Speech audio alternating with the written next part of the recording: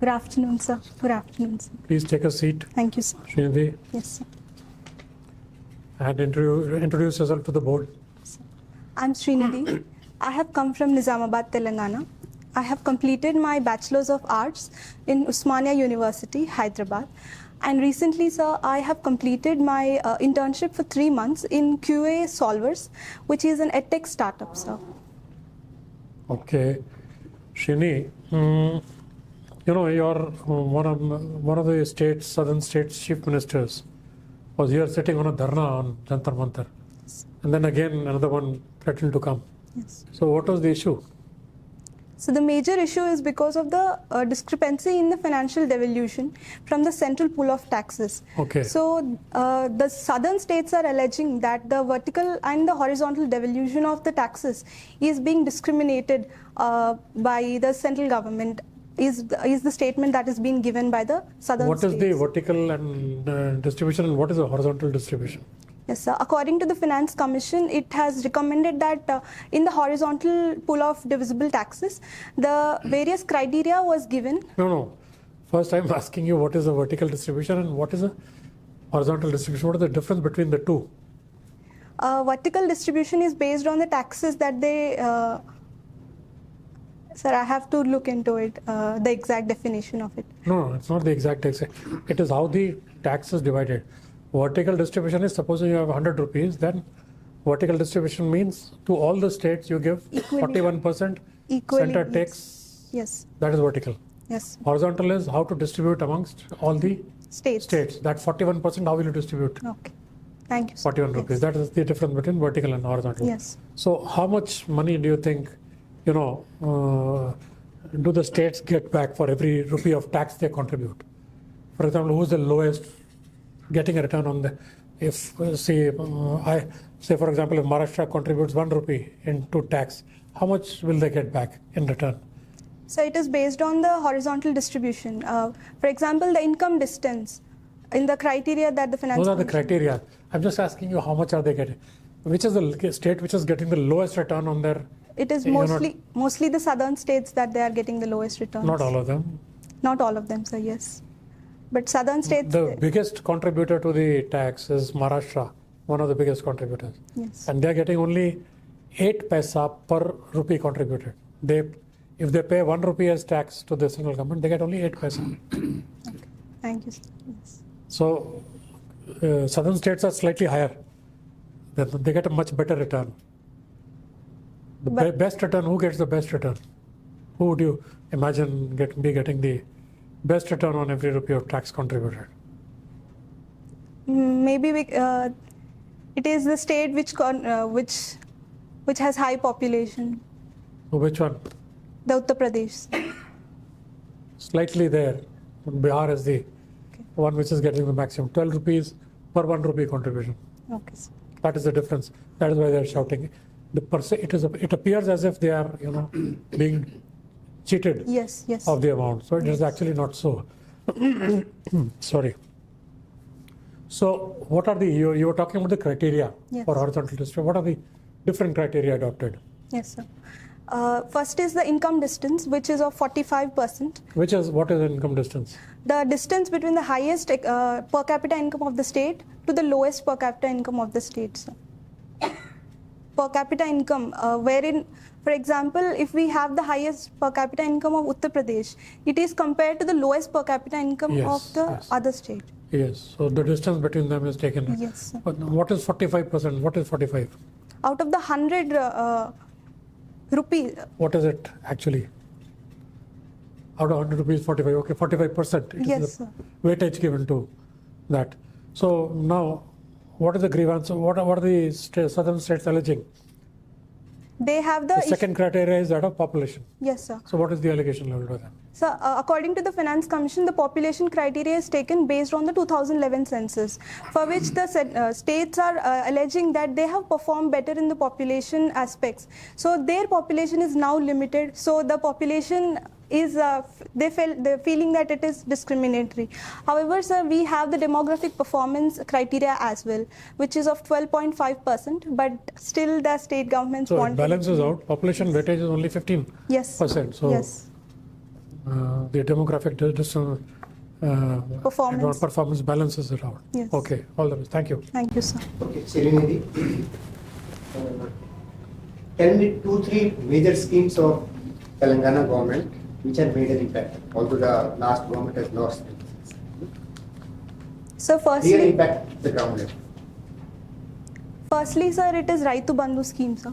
Raitu Bandhu scheme, which is an income support scheme given by the state government to the farmers who are holding certain acres of the land. The similar scheme is Yes, sir. previously. Yes, it is inspired from the state. So what's the percentage of farmers in Telangana? It is 45%, sir. What about the rest? 55. They are into non-agricultural sector, sir. And second scheme, sir, This has not impacted the overall. This has impacted only 45%. yes. So one of the drawbacks of the scheme is that it is not being implemented for the sharecroppers who do not hold any land. Otherwise, Secondly, sir, I believe it is Mahalakshmi scheme of the present government. that was the last one. Shadi Mubarak or the Kalyan Lakshmi scheme, sir. Anything about irrigation for drinking water? Something was there? Yes, sir. Mission Kakatiya. Yes. I'm not telling you. Yes. Mission Kakatiya. It has made Telangana as one of the topmost states in the country by providing the drinking water facilities to the each and every household. So. Have you heard of Attubal Pongala? Yes, sir. What is that? It is a celebration in Kerala, wherein the female of all the households participate on the, as far as I know, sir, on the road they. When it is celebrated? I do not exactly know. Yeah, Before recently this, it was done, sir. Yes, yes, And it is said to be largest yes. Congregation of the. of congregation of women in the world. Yes. Okay. Okay. What are carbon footprints? It is the amount of the carbon that is released by each and every individual of an economy. Sir. So how you can reduce your carbon footprints as an individual? Give me 4 or 5 examples. So at an individual level, we can take certain steps. For example, sir, we can reduce the utilization of the water by conserving. Don't explain, just tell the points. Firstly is the water conservation. So secondly, we can adopt the carpooling thing. Thirdly, sir, we can adopt certain electronic vehicles so that the use of petrol is reduced. And fourthly, sir, reducing the usage of the power consumption. And fifthly, sir, Overall resources, yes, less use of resources. really less use of resources. Okay. Drones, weapon of choice. What do you know about it? Drones 2-3 years back we didn't hear much. Now, last 2 years, Yes. drone multiple times. Yes, sir. Drones have a huge opportunity in India. For example, Any sir, major scheme of the government? yes, sir, Kisan drone scheme was introduced for the spreading of the fertilizers over the agricultural areas, sir. So it, Okay. These are being used at the borders also? yes, sir, it is to secure the borders as well. And we are able to introduce the drone rules as well so that the I'm told even that some animals are being replaced by drones at the borders. I do not. For the army, mules are being replaced now. Okay. Okay. Thank you. Last question. Why our health sector, health is very costly? Please tell me one major reason. Because of the private sector involvement in the out-of-pocket expenditure is very high.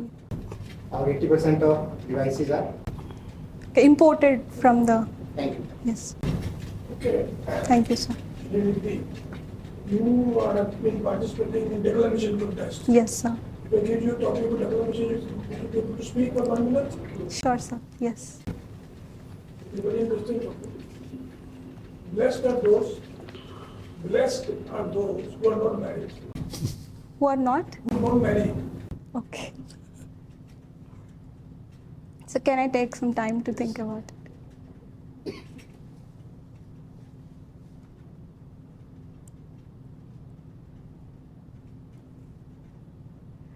So if I were to talk about it, so it usually means that the people who do not marry, they are the one who are blessed. So in this terms, we can say that maybe marriage acts as a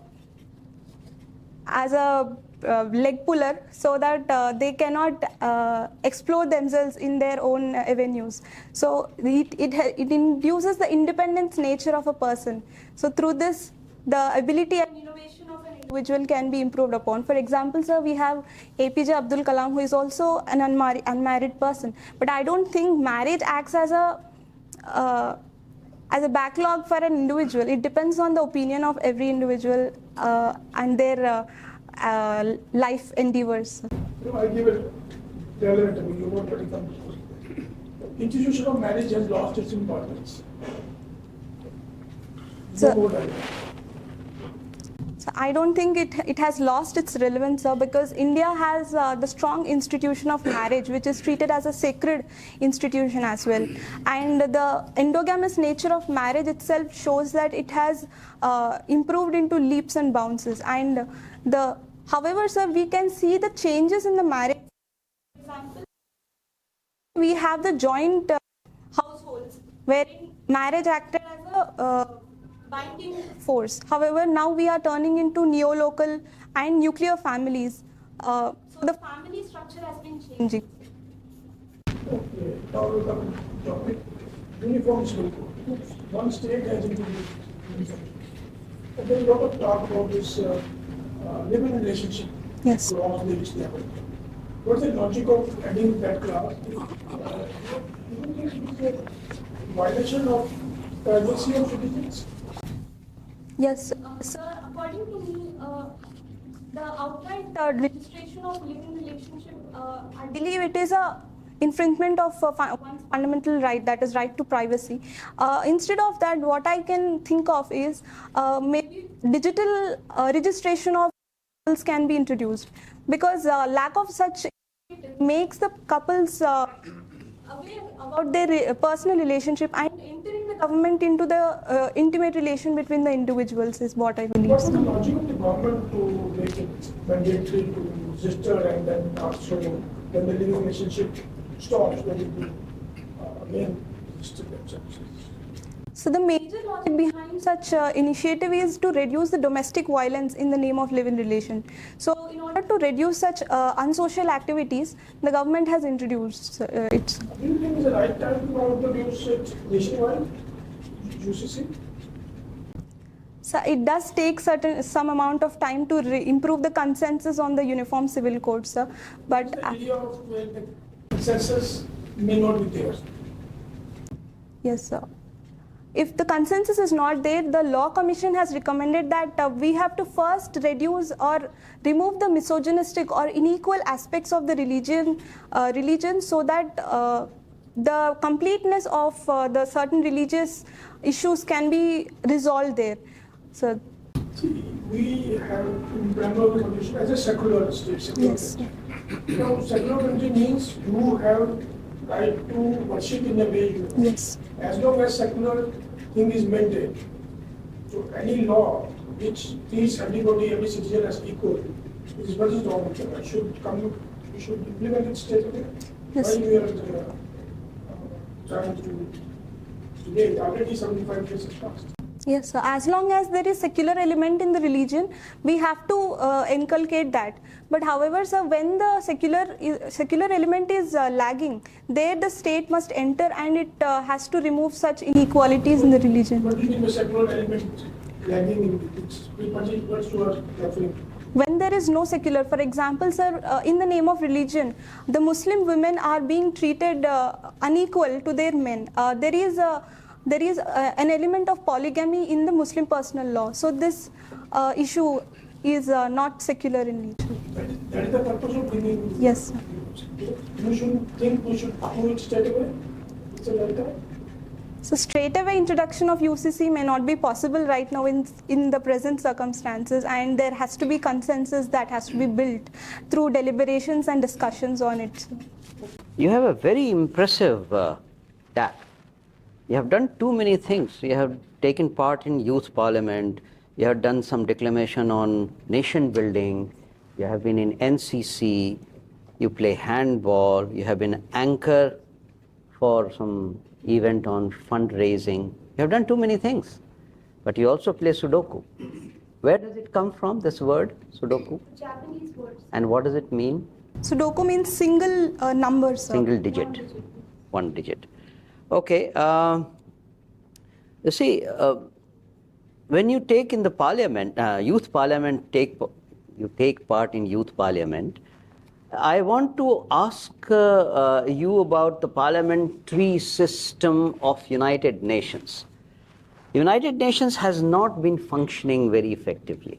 If you have to make changes, what is it that is required? Sir, United Nations required a very good amount of the reforms. It is now stated that it has become a failure or defunct institution because of the present wars that are being taken place across the world. So major reforms is the expansion of the United Nations Security Council, and the countries like India or the G4 countries are lobbying for their introduction into United Nations Security Council. And also, sir, the representations of the countries like the African countries are lagging in UNSC. So this has to be. So in UNSC you increase from 15 to 31. Does it solve the problem? Not. So what should be done? The veto power of the UNSC is lagging, is making it the trouble issue, sir. Okay, so the logical thing is to remove veto power. Okay, first of all, those who have it will not let it go. The second, if you do not have the veto power, what is the difference between General Assembly and Security Council? So veto power is making the countries to put their national interests first and the humanitarian grounds next.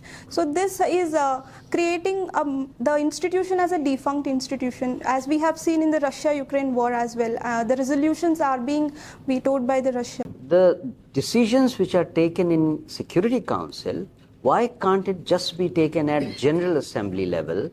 That's approval and majority of votes, based on parliamentary practices.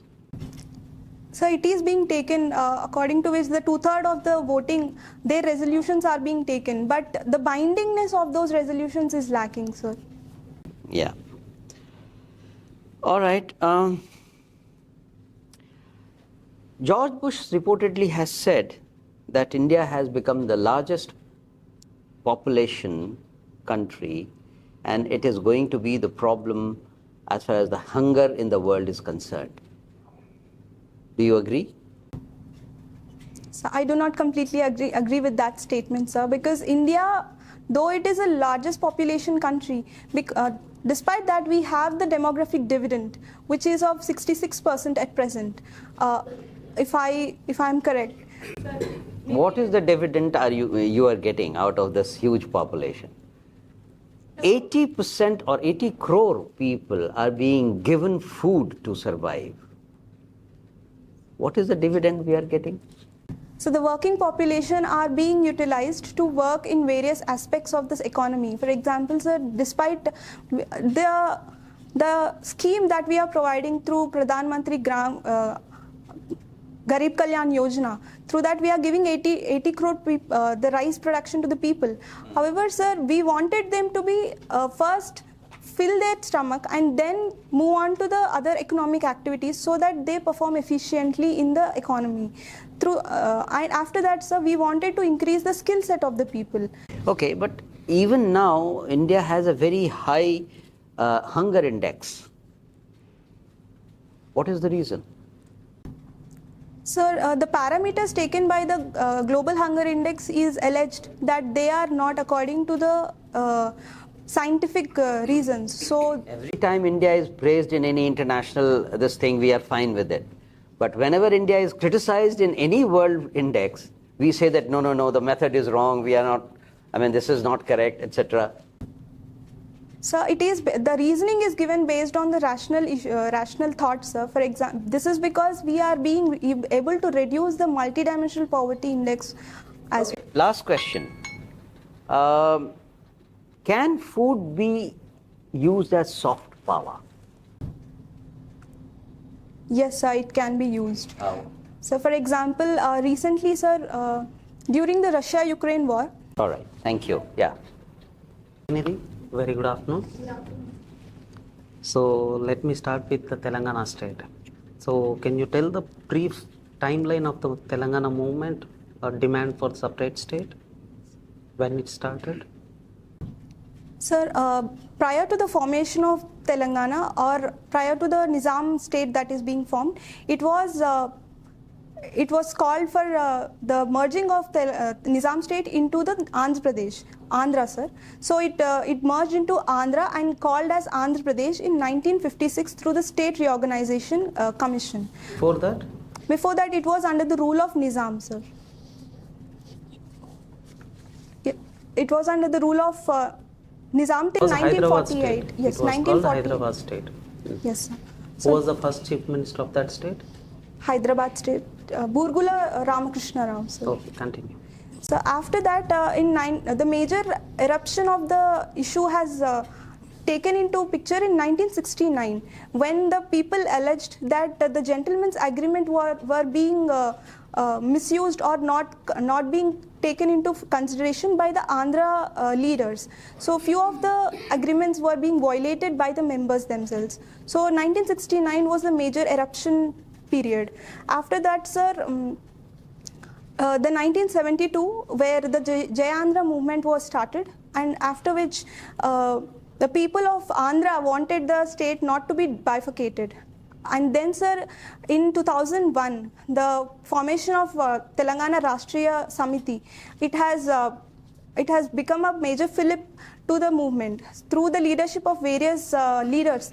For example, the Kodan Ramakrishna or the former Chief Minister of Telangana, they were able to take forward the movement, and ultimately on June 2nd, 2014, we were able to achieve a separate state called the Telangana, sir, bifurcating from Andhra. So what are the three major slogans on which this movement was?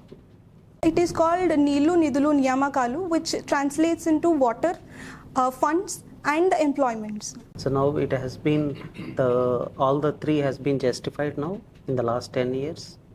To some extent, the water, it is being justified because 100% water is now being available to all the households of Telangana, sir. Funds, they are protesting regarding the funds with the center, sir. And employment aspect is being lagging, sir. For example, the recent leak of the Group 1 issue, it has created uproar in the among the unemployed youth. So the unemployment is still present in Telangana, which needs to be tackling by the present government, sir. Okay. So before this last assembly election, there were two bypolls which have been in news nationwide. What was the reason for that? I am not exact. Okay. So let's say, for example, in one of the poll, around 350-400 crores of money has been spent in only one MLA constituency, Munugod. So now, how do you look at it, the money power, influence of money power in elections? So it shows the nexus of muscle and money power in the elections, sir. And there is also an aspect of criminalization of politics also. According to the Association of Democratic Reforms, it stated that around 43% of the present MPs of the 17th Lok Sabha has the criminal record against them. So this aspect has to be taken care of and reduce the criminalization in the elections and help in cleaning the elections towards the free and fair elections. So. Okay. So what is happening with respect to WTO? So presently the 13th Ministerial Conference is being held by the WTO in Abu Dhabi. The major issues that are being presented by India is regarding the public stock holding of food issues, sir. And second is the fisheries. What is India putting there? What is happening with respect to public stock holding? So it is stated the major countries in WTO are protesting against the public stock holding of food in India, sir. This is because they allege that it is against the market. free market economy. But however, sir, India, Okay, next. What other things are going? Other thing is regarding the fisheries, sir. These two are the issues that I can remember at present. Okay. So is there anything about subsidies or protectionist measures of the Western countries? Of the Western, okay. Yes, sir. Subsidies, regarding the subsidies, they are protesting against India that the issues like the MSP, it is against the free market economy, and the peace clause that they introduced in Bali conference, it is, they are alleging that India is being breached, that peace clause of 10%. However, sir, the peace clause that they have introduced was not in conform to the inflation issue. So it is based on 1980s prices. So that has to be reformed to the present inflation date, so that the peace clause is maintained in the democratic. Okay. So you have economics as your subject, right? What is MSP called in the term used in economics for? Price support schemes. Okay, price floor or price ceiling? Price floor, sir. Price floor. So can you do some kind of equilibrium analysis of price floor purely from economics perspective? 1 or 2 points. I cannot think about it, sir. Okay, thank you. Out of my mind. Thank you, sir. All the best. Before about Telangana. Sure, sir. Sure, sir. Thank you. All the best. Thank you, sir.